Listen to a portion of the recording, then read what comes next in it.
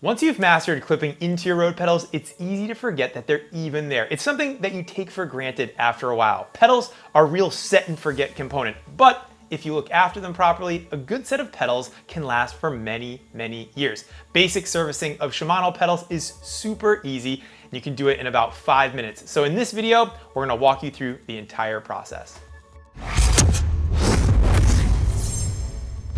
This technique applies to Shimano road pedals, and it's just a quick service to breathe some new life back into some tired pedals. We're not going to be replacing any bearings today. This is something that we'll show you in another more detailed video down the road. All right, if your pedals are Ultegra or Dura-Ace, you're gonna need a 17mm spanner to remove the lock ring from your pedals. But if you're using 105 like these, the R550 and the R540 pedals, you'll need Shimano's TL-PV40 tool, which I happen to have right here.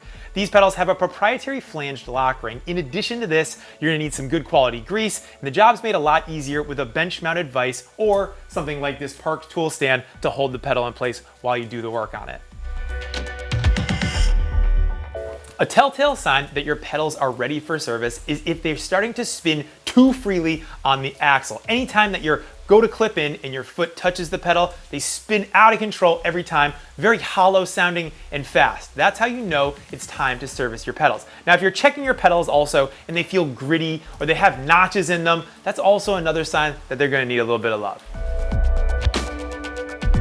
Shimano pedals are designed to be super easy to service, and if you're starting to try more home mechanics, like someone that I know more recently, this is a great place to start. So first things first, we've got to clean our pedals. As a matter of fact, anytime that you're doing any maintenance or bringing a bike to a shop, you should start and bring the bike in or the part clean.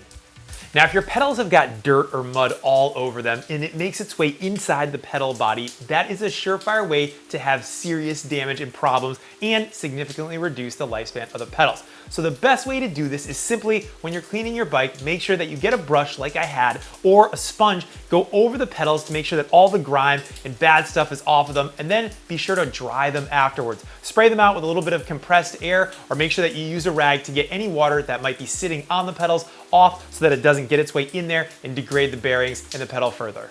Now with your pedals all cleaned up, you're gonna mount them to something, either a vise or something like this park tool stand, and you're gonna wanna use a rag to put on there so that you don't scratch the pedal up or scathe it in any way and leave marks all over it. Then with it like this, you'll have full access to the axle and you'll be able to take it out. So you're gonna wanna remove the pedal axle, and this is where you'd have to have your 17mm spanner or your Shimano tool to take that lock ring off and undo it. Now, if you're using the right-sided pedal, remember that it is a reverse thread, so that it will loosen clockwise. With the axle out of the pedal, you wanna give it a wipe down and then set it to the side. If we were replacing the bearings, we would do this now. But today, we're just gonna be servicing the existing bearings. We're not gonna go worrying about degreasing the axle or anything like that, because we're gonna flush all the old grease out when we fill it with new grease.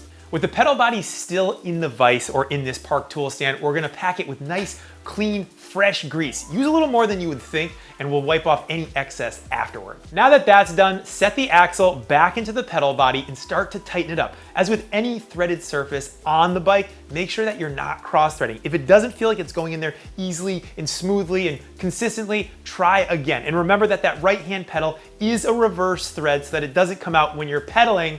You wanna go in that anti-clockwise direction. Now, when you put the axle first back in the pedal body, you're gonna see that some new grease will squeeze out of it. Just wipe that away. And as you tighten the axle, you're gonna see more dirty old grease squeeze out of the top of the axle body.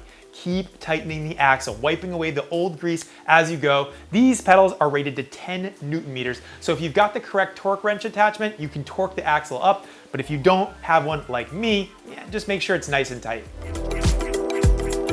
Now that the axle is back in place and you've wiped away any grease that's been flushed out of the pedal, you should find that the pedals don't spin as freely as they did before when they didn't have any grease in them. They should have a nice, smooth amount of resistance, which will make it much easier to clip in and extend the lifespan of the pedals.